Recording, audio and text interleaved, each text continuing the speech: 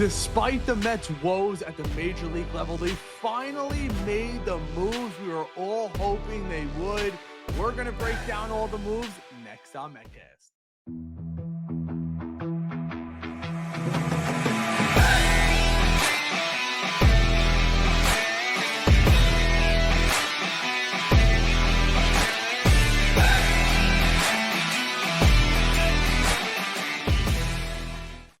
What's going on, Met fans? As always, I am Ray, and welcome back to another episode of Metcast. Please like and subscribe. Consider becoming a member to get your comments and questions answered on our live streams, which we do after every single New York Mets game right here on YouTube and on Facebook. But I will say this. Our New York Mets, no doubt, have been struggling. Guys like Ryan Stanek, Francisco Lindor, Brandon Nimmo can't get out of their own ways. And a lot of Mets fans have been complaining, including myself, looking for anything positive from this team. Things like changing the lineup or changing the starting pitching or promoting one of the kids, wink, wink. But that's what brings me to today's video. Pat Ragazzo, Will Salmon, and others have reported the New York Mets have made multiple promotions. Let's get into it. So here we have it. Breaking news. The New York Mets have promoted several of their top prospects, which we've all been looking for, to the AAA level. And I'm going to get to what that means for our major league team. But here we have it from Pat Ragazzo, a friend of the show over on Sports Illustrated. The Mets promote a group of their top prospects to AAA Syracuse. The New York Mets are promoting 4 of their highest ranked prospects to AAA. And remember, during the deadline, the New York Mets had several, and I'm talking several, can't trade, untradeable prospects that David Stearns considered that could not be traded whatsoever for anybody at the deadline, and they're included in this. But let's get into it from Pat Ragazzo. 4 New York Mets top-ranked prospects are now just one step away from the major leagues. Infielder, center fielder, Jet Williams, somebody who we've coveted on this show so much, my personal favorite prospect of anybody, for me, has the potential to be that 5-tool player, steal 30 bases, hit 20 home runs, have a 400 plus on base, which he's had at the AA level. And then we have obviously starting pitcher Jonah Tong, who there's no secret about it. Absolute, utter dominance, showing the best stuff widely in the organization. Kind of came to prominence earlier this season, made a couple changes to his mechanics, and he picked up 2 or 3 miles an hour on his fastball, and it's changed everything. And if you guys don't know Jonah Tong, think Tim Lincecum, or unorthodox delivery, right over the top. His secondary stuff plays. Very excited for him. First baseman / outfielder Ryan Clifford, who has 24 or 25 home runs at AA this season. He's been absolute mashing. Don't forget, he was the second player included in that Justin Verlander trade. So that is a big thing for the New York Mets. They already traded Drew Gilbert, but since day one when that trade happened, I told you guys right here on this channel, Ryan Clifford is the player to watch. The raw power just shows off.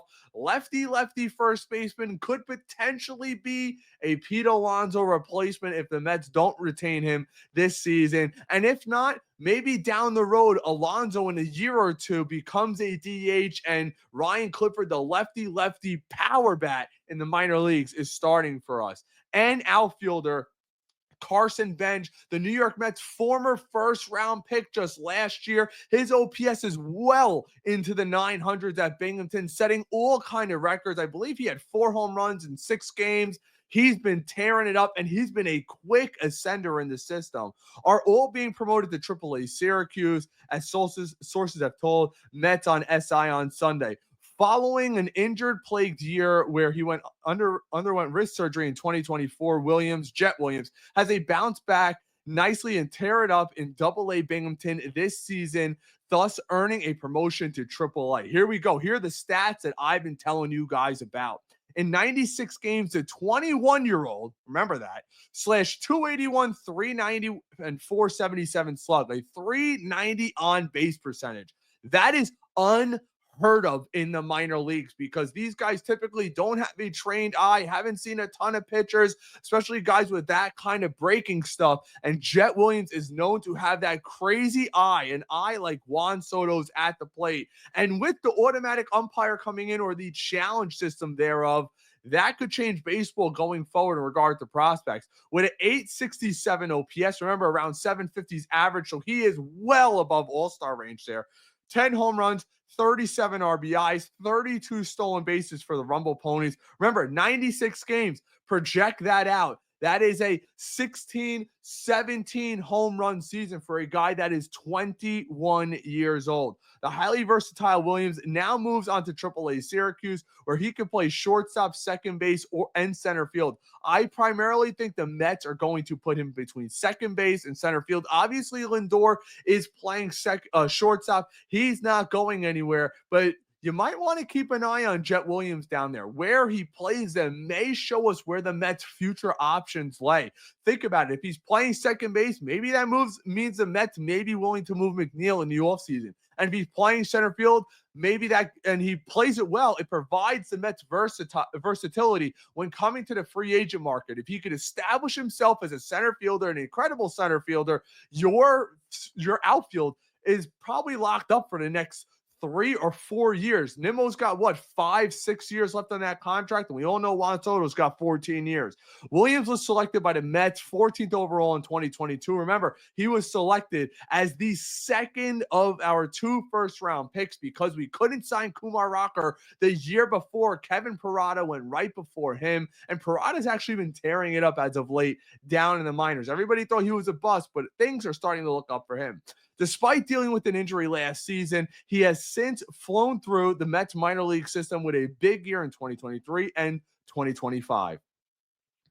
He goes on to say, in his first full season in the minors in 2023, Williams slashed 263. This is all last year. 876 OPS, 13 home runs, 53 RBIs, and 45 stolen bases. You see the speed jumps off the charts. And that's the new era of baseball. The Mets lack that so much right now. Soto's not a fast guy. Yes, he's been stealing bases this year, but he's not going to do that as he projects long.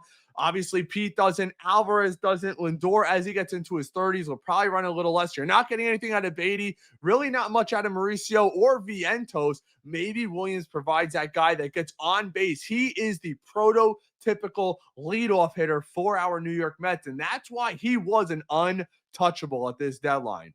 He goes on to say, in 121 games between low A and high A Brooklyn and double A Binghamton, this earned him an honor of the honor of the Mets minor league player of the year last year. Although the Mets have shortstop blocked for the foreseeable future, thanks to Francisco Lindor, Williams could potentially factor into the mix at second base and or center field. Unless the Mets feel Carson Bench can play center field, maybe that's why they keep Williams at second base. As early as 2026 season, next year we could see him, which we've been hearing for a while, if he continues this trajectory. Beyond Williams, who is the Mets' top-ranked prospect, number 2 prospect Tung, number 4 prospect Benj, and number 7 Clifford are also heading to AAA, as we said earlier. Tung leads all the one of my favorite prospects, guys. This kid is the real deal. You want to talk about future ace of this staff? Don't be surprised in 2 years at age 24 if we're talking about Jonah Tung at an NL All-Star game for the New York Mets. Tung leads all the minor leaguers with 162 strikeouts and has posted a dazzling 1.59 ERA, which is crazy over 20 starts. It is not a small sample size. And I expect him to struggle in AAA, just like Nolan McLean did, just like Brandon Sproat did. Do not forget about that. The 22-year-old was the 7th round pick by the Mets in 2022 and has proven to be a steal ever since. I mean, does it get any better than that? He's clear. I mean, 7th round pick, and he's a quick riser like that. Tung, Brandon Sproat, and Nolan McLean are all the top 3 starters in the Mets farm system, which we do know that already, who could have made an impact at big league levels in the near future. I expect them all to be on this team by next year. As for Bench, he impresses with Binghamton slashing. Ready for this? Talk about a first-round pick showing out in Double-A. .317 batting average, a .407 on base, and a .571 slug with a .978 OPS. That is Hall of Fame trajectory. In 32 games since being promoted to High A from High A Brooklyn early in the season, Benj was named Eastern League Player of the Month for July. That's just this past month. That's how good he's been that fast. Did David Stearns get a diamond in the rough here? Well, maybe not a first round pick, but it's looking great. Benj, like Williams, can play center field as well. The Mets selected Benj 19th overall in the 2024 MLB draft. The 22-year-old outfielder is also a pitcher at Oklahoma State. Yes, he was a two-way player. That's why he's got a good arm out there. University for being drafted. Also remember this, at the deadline, a lot of Met fans were upset that Drew Gilbert was traded. He was traded because you have Jet Williams and Carson Bench, who both project to be all-star or better talents. Gilbert never projected to be like that. Both Tung and Bench participated in MLB's All-Star Futures game in Atlanta this past July. They expected to pan out into stars with the Mets in the long term, as we've been saying.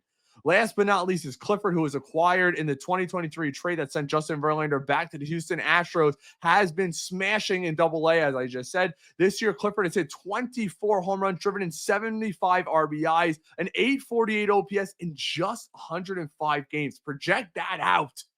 That is 35 home runs from a kid. That's incredible. 110 RBIs from a guy in the minor leagues. Crazy. And then we got a bonus from Pat over here. The Mets also promoted fast rising star AJ Ewing, which we've been hearing about, the infielder, to Double-A Binghamton on Sunday in 96 games between Low A St. Lucie and High A Brooklyn. Ewing who can play middle infield and the outfield, /308, 410 on base with a .429 slug and an .839 OPS, 3 homers, 46 RBIs, and an astounding 58 stolen bases. Now I want to tell you guys why that is so big for the New York Mets. Them promoting all of these players, especially Tung, tells you the Mets might be moving things up in the Major League roster. Don't be surprised if Jonah Tung takes the rotation spot of a Brandon Sproat or a Nolan McLean as we get closer to that August 15th deadline, where the New York Mets will gain a second year or an additional year of eligibility or control, in regard to those two prospects. So I do expect the Mets to be calling guys up. Maybe Acuna gets forced back to the Major League roster as the New York Mets bats have struggled outside of the final game against Milwaukee. So I'm projecting that within this week, towards the end of the week, we may see Nolan McLean or Brandon Sproat, or dare I say both of them, get their first taste of the major leagues this coming weekend coming up. But that's all I got for you guys today. Please like and subscribe, share the show with a friend. Don't forget to turn notifications on so you never miss breaking news or when we go live in our post-game show. We're looking forward to having several guests coming up, including guys from SNY, John Harper, Pat Ragazzo, Anthony McCarron. He's going to be coming on as well. Been talking with him. So some future guests that are booked. We're looking forward to have a big postseason run. Hopefully, as we go into August, this team needs to turn it around, but I don't see us slipping out of a wild card spot. It's going to turn around eventually, just the law of averages. But again, thanks so much for sticking around. And as always, let's go Mets.